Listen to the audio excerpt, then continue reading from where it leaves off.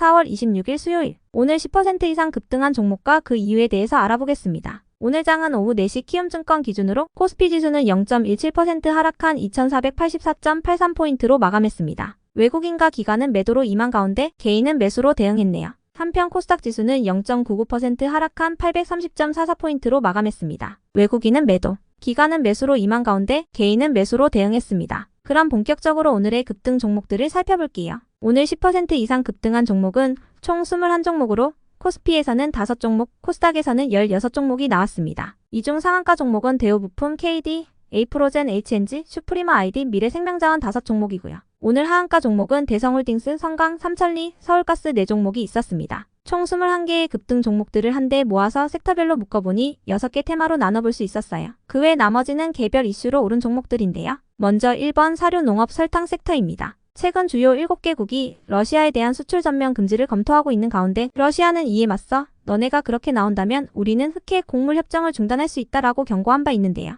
이러한 상황 속 유럽연합이 우크라이나 농산물 수입을 일방적으로 중단해 논란을 빚고 있는 폴란드, 헝가리 등 5개 동유럽 국가에게 밀과 옥수수 등 5개 농산물에 대한 일시 수입 중단을 허용하는 타협안을 마련한 것으로 전해졌습니다. 한편 이처럼 불안정한 국제 정세로 인해 물가가 상승하면서 설탕과 농산물, 닭고기 가격이 폭등하고 있다는 소식에 관련주들이 함께 상승세를 보였습니다. 다음은 이번 자동차 부품 섹터입니다. 어제 미국 워싱턴 DC에서 산업통상자원부 주관의 한미 첨단산업 청정에너지 파트너십 행사가 열렸었는데요. 거기서 한미 주요 기업들은 블루수소 생산, 유통, 활용을 위한 전주기 사업 관련 업무 협약을 체결했다고 전해졌습니다. 해당 협약은 수소터빈과 수소연료전지 등 미국 기업의 핵심 기술을 국내 수소 밸류체인에 조기 적용해 글로벌 탄소 중립 실현을 가속화하고 수소 산업 발전에 기여하기 위함이라고 하는데요. 수소 관련주 중에서도 삼화전자는 어제 테슬라가 차세대 전기차의 히토류 대신 페라이트를 사용할 수 있다는 소식에 상한가를 기록했던 종목이기도 합니다.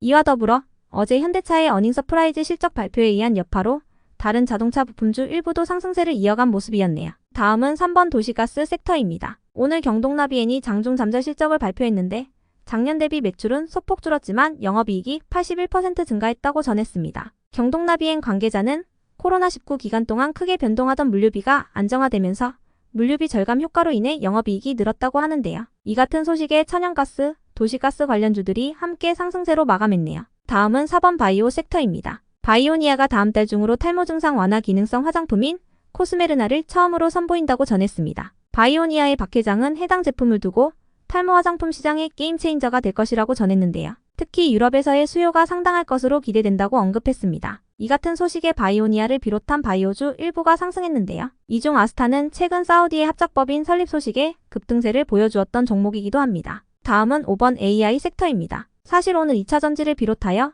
일부 AI와 로봇 관련주들은 하락세를 보였습니다. 금감원이 사업이나 실적과 관련이 없는데도 2차전지를 신규 사업에 추가하며 주가를 띄운 기업들에 대해 집중조사에 나선다는 소식이 전해졌기 때문인데요. 꼭 2차전지가 아니더라도 주력 사업과 관계없이 AI나 로봇을 신사업에 추가한 곳들도 집중점검 대상인 것으로 알려졌습니다. 하지만 그 와중에도 어제 어닝 서프라이즈 실적을 발표한 마이크로소프트가 챗 GPT에 대해 투자를 더욱 확대할 것이라고 전하면서 일부 AI 관련주들이 상승세를 보였습니다. 그 중에서도 엠노는 최근 삼성 SDS가 최대 주주로 등극했다는 소식에 상한가를 기록했던 종목이니 체크해주시면 좋을 것 같아요. 다음은 6번 무더기의 한가 섹터입니다. 최근 SG증권발 매도 물량이 쏟아지면서 오늘도 일부 종목들이 하한가를 이어갔습니다. 다만 이틀 전에 비해서는 하한가 종목들이 줄어드는 모습이었는데요. 이 종목들은 코스닥 테마주가 아니라 대주주 지분율이 높고 거래량이 적은 우량 가치주였다는 점, 그리고 별다른 호재 없이 작년부터 2배에서 5배 이상 급등했다는 공통점이 있었습니다. 한국경제신문에 따르면 금융당국은 신종 작전 세력이 개입한 것으로 보고 있으며